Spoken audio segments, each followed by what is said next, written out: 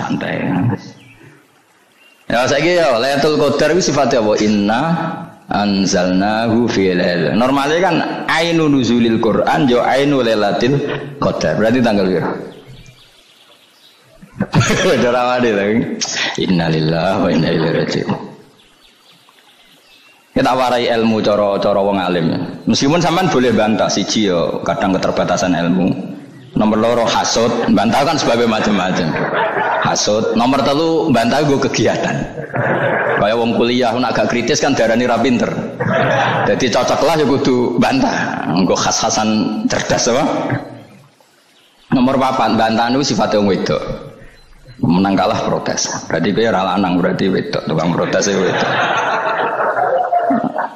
Nomor 5 bantah itu berarti dia punya keiskalan tapi nggak bisa keluar dari keiskalan itu. Jadi problem Anda ditimpakan ke saya, itu ya rasopan. Problem-problemnya dia kok ditimpakan ke saya. Begini terang no. Hukumnya Allah Ta'ala itu ada yang berstatus itu lugu. Lugu itu ya lugu ummi. Karena agama ini memang ummi. Ummi itu lugu. Sehingga agama ini tidak perlu diterangkan. Ketika Abu Hanifah, agama ini ketika datang itu orang lugu. Lugu itu murni.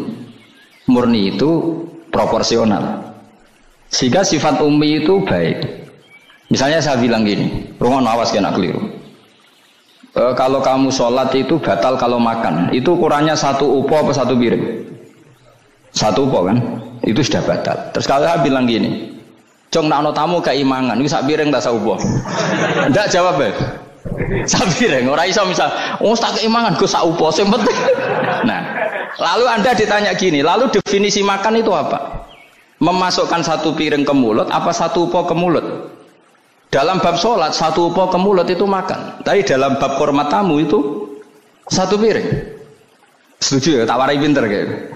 Ayo tak warai ya. Wes setuju ya? Wes pinter. Lo jawab wes pinter. Urung. Lailatul Qadar ya kan. Misalnya Lailatul Qadar menjadi super karena ada sesuatu yang super turun yaitu Lailatul Quran. Jadi menjadi super karena yang turun adalah sesuatu yang super dan itu artinya tanggal. Loh, salah nih aku cek. Iku utek tanggal 21 kabeh sing ngaji ning ngene. Oh jelas inna anzalnahu fi lailatul qadar. Rujuke ning ndi? Quran kan? Wa ma adraka ma lailatul qadar. Lailatul qadri khairum min alfi syahr. Makanya Lailatul Qadar itu ya bisa saja tanggal 1 kemarin sudah kelewat. Mbok entah ini jebelis baris dada atau mungkin Saban. Jadi perdebatan ulama tentang Lailatul Qadar, malah ada wali yang bilang saya tiap hari mendapat Lailatul Qadar. Nah, itu malah kelas meneh wis malah pusing, malah napa? Pusing. Udah enggak usah mikir itu. Jadi hukumnya Allah itu ada 2. Ada hukum itu lugu dan ini bagus. Makanya saya itu kenangan saya terbaik dalam membela Allah dan Rasul. Saya ulang lagi, kenangan saya terbaik dalam membela Allah dan Rasul itu masalah faraid. Dulu mungkin banyak yang ingat lah ketika tahun berapa lupa saya. Tapi ada seorang menteri dan pakar Islam menggulirkan isu hak waris itu sama, lelaki dan perempuan sama. Alasannya karena perempuan sekarang kerja.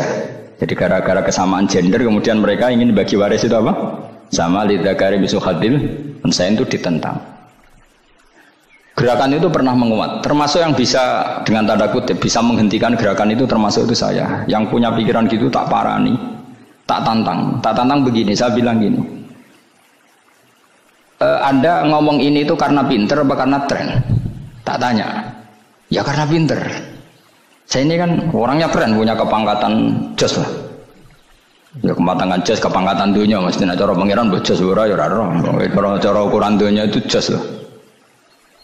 Tak tanya, saya itu Pak, termasuk yang setuju gerakan kesamaan gender. Dulu kan lelaki perempuan itu beda sekali karena lelaki kerja perempuan tidak. Sekarang sama-sama kerja maka warisnya harus sama.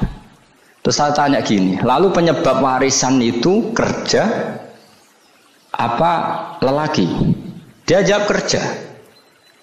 Dia nggak ngerti kalau ngadepin saya. Saya ini kan orang alim yang biasa belajar mantek. Dia ini roh nak aku ngalim.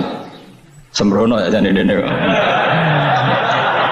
Ketika tak tanya gini, lalu misalnya saya punya anak yang anak saya putri itu direktur BUMN atau direktur bank atau direktur PT besar. Kemudian anak lelaki saya idiot, goblok. Warisannya dikasihkan siapa?